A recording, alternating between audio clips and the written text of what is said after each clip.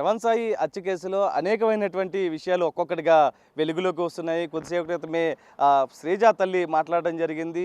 అయితే యువతల వైపు కూడా ఏదైతే శ్రవణ్ సాయి బంధువులు అటు స్నేహితులు కుటుంబ సభ్యులు కూడా మాట్లాడడం జరిగింది. ప్రస్తుతం స్నేహితుడు చిన్నప్పటి నుంచి కూడా క్లోజ్ ఫ్రెండ్ అసలు ఏం జరిగింది ప్రస్తుతం మనతో మాట్లాడేందుకు హర్ష ఉన్నారు.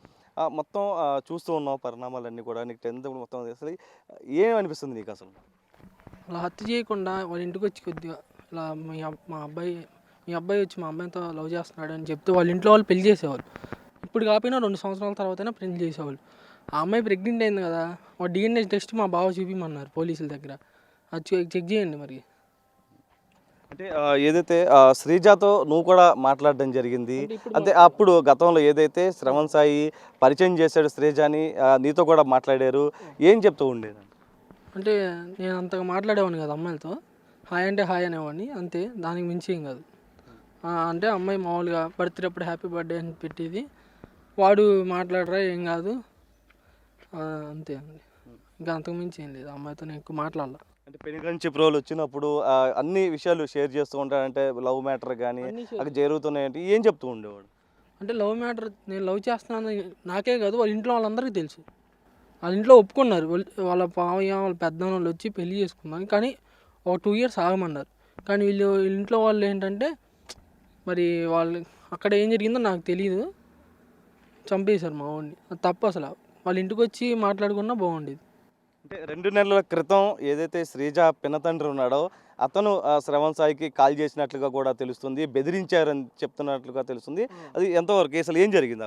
అంటే వాళ్ళ నాన్న చంపేస్తామని మాట అన్నారు. నేను అప్పుడు హైదరాబాద్లో ఉన్నా, వరంగల్ వెళ్ళా. ఇప్పుడు నేను అక్కడే ఉన్నా.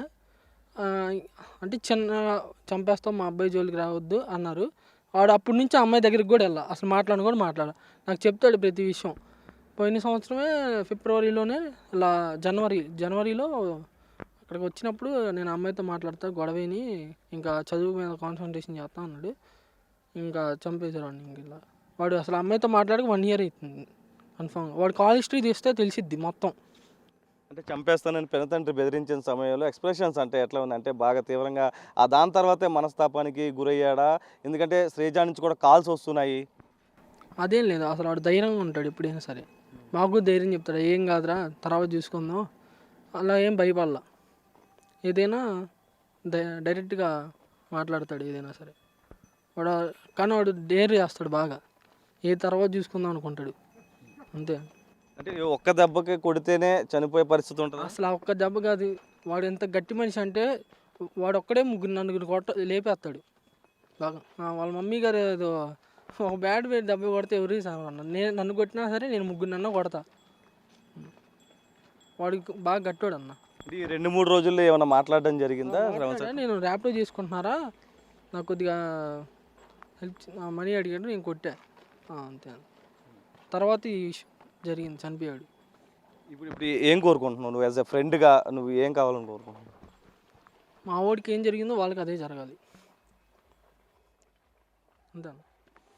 ఇది హర్ష చెప్తుంది. ఏదైతే శ్రవణ్ సాయి ఫ్రెండ్ హర్ష, అతను చెప్తున్న ప్రతిదీ షేర్ చేస్తూ ఉంటాడు, అన్ని విషయాలు చెప్తూ ఉంటాడు. కానీ ఈ ఒక్క విషయమే వెళ్తున్న సమయంలో సమాచారం ఇస్తే కనుక వేరేలాగా ఉండేదంటూ కూడా చెప్తున్నారు. ఏదైతే ఇతరత్ర జరిగినటువంటి పరిణామాలు ఉన్నాయి, అక్కడ జరిగినటువంటి ఇష్యూకి సంబంధించి 2 నెలల క్రితం పినతండ్రి కాల్ చేసి చంపేస్తామని బెదిరించాడంటూ. అప్పుడు ఇతను కూడా స్పాట్లోనే ఉన్నప్పుడు అతను ధైర్యం చెప్పినటువంటి పరిస్థితి. 2 రోజుల క్రితం కూడా మాట్లాడడం జరిగింది. ర్యాపిడ్ వేసుకుంటున్నాను, చదువు మీద కాన్సన్ట్రేషన్ చేస్తున్నానని చెప్పిన నేపథ్యంలో ప్రస్తుతం ఇలాగా హత్యగావించబడ్డాడు. అయితే పెనుగంచి ప్రోల్లో ఉన్నటువంటి స్నేహితులు మొత్తం కూడా కన్నీరు మున్నీరుగా వెలిపిస్తున్నటువంటి పరిస్థితి కనిపిస్తుంది. ఏదైతే ఒకటే కోరుతున్నారు, ఎవరైతే ఉన్నారో వారికి హత్య చేశారో వారిని కఠినంగా శిక్షించాలంటూ కూడా వీరంతా డిమాండ్ చేస్తున్నటువంటి పరిస్థితే కనిపిస్తుంది.